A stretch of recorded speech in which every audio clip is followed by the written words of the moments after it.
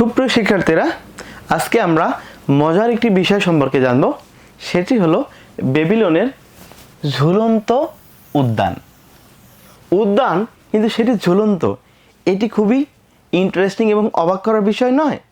ওকে, এখন এই ঝুলন্ত উদ্যান কি, এই বিষয়ে চলো আমরা জেনে নিই।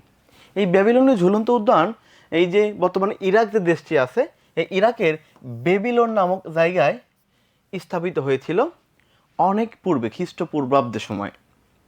আমরা জানি যে মেসোপটেমি অঞ্চলে যে চারটি সভ্যতা গড়ে উঠেছিল, সুমেরীয়, ব্যাবিলনীয়, অ্যাসিরীয় এবং ক্যালেডীয়। এই ক্যালেডীয় সময়ে, যেটিকে আবার নতুন বেবিলনীয় সভ্যতা বলা হয়, এই ক্যালেডীয় সম্রাট নেবুচাঁদনেজার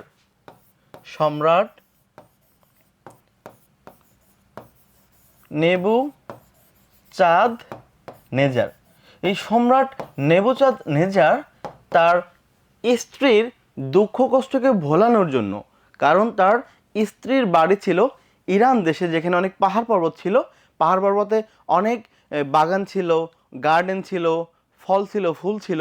কিন্তু যখন তিনি এই ব্যাবিলনে আসলো, তার মনটা অনেক খারাপ থাকতো। এখন তার ওয়াইফের মন ভালো করার জন্য এই সম্রাট নেবুচাঁদনেজার কৃত্রিমভাবে একটি ঝুলন্ত উদ্যান করলেন। এর গাঠনিক সিস্টেমটা এমন ছিল যে উঁচু কোনো ভূমিতে কোনো একটি বাগান তৈরি করে সেই বাগানের কাণ্ডগুলো এক পর্যায়ে মাটি ছুঁয়ে ছুঁয়ে যেত। দূর থেকে দেখলে মনে হতো এটি আসলে ঝুলন্ত উদ্যান। সেখান থেকে নাম হয়েছে ব্যাবিলনের ঝুলন্ত উদ্যান বা হ্যাঙ্গিং গার্ডেন, যেটি আসলে পৃথিবীর সপ্ত আশ্চর্যের একটি বিষয়।